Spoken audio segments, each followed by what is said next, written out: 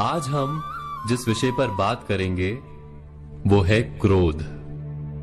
क्रोध वो भावना है जो हमारे सारे जीवन को घेर कर रहता है। क्रोध को ना उम्र की मर्यादा है, ना ही ज्ञान की। कब, कहां और किस कारण से क्रोध पैदा हो जाए वो कोई नहीं जानता। और जब क्रोध जन्म लेता है तो तुरंत ही विचार करने की शक्ति खो जाती है। बुद्धि पर अंधकार छा जाता है। वर्षों के संबंध पल भर में टूट जाते हैं। सारा जीवन बिखर जाता है।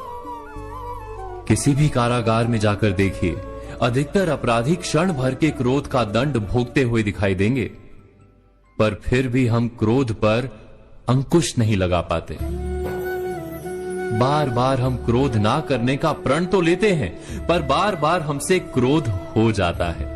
ये क्रोध वास्तव में क्या है, क्यों जन्मता है और क्यों अंकुश में नहीं रहता? उदाहरण के लिए आप एक बालक को देखिए। उसे किसी वस्तु की इच्छा होती है और उस समय अगर उसे वो नहीं मिलती या कोई उसे भयभीत करता है तो वो प्रतिक्रिया देता है।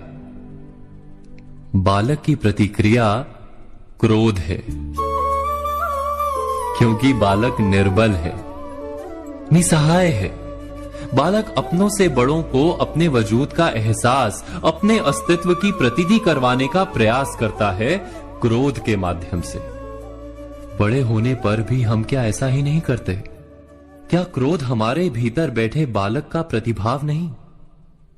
अर्थात क्या क्रोध वास्तव में केवल बालक जैसे व्यवहार का नाम नहीं?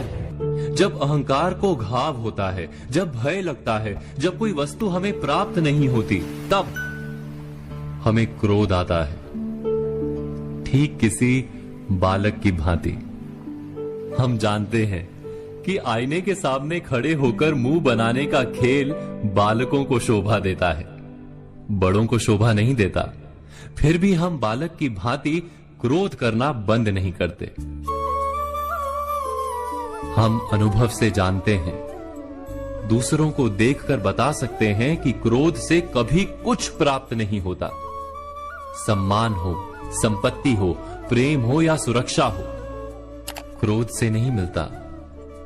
मिलता है तो प्रयासों से, कार्य करने से, बुद्धिपूर्वक विचार करने से। मनुष्य मात्र अपनी आदतों के अनुसार ही जीता रहता है। क्रोध भी आदत बन जाती है। हमारे चाहते हुए भी हम अपने प्रतिभावों को रोक नहीं पाते। हम स्वयं को बड़े या पुख्ता मानते हैं, पर थोड़ा सा कारण मिलते ही हमारे भीतर का बालक क्रोध कर बैठता है।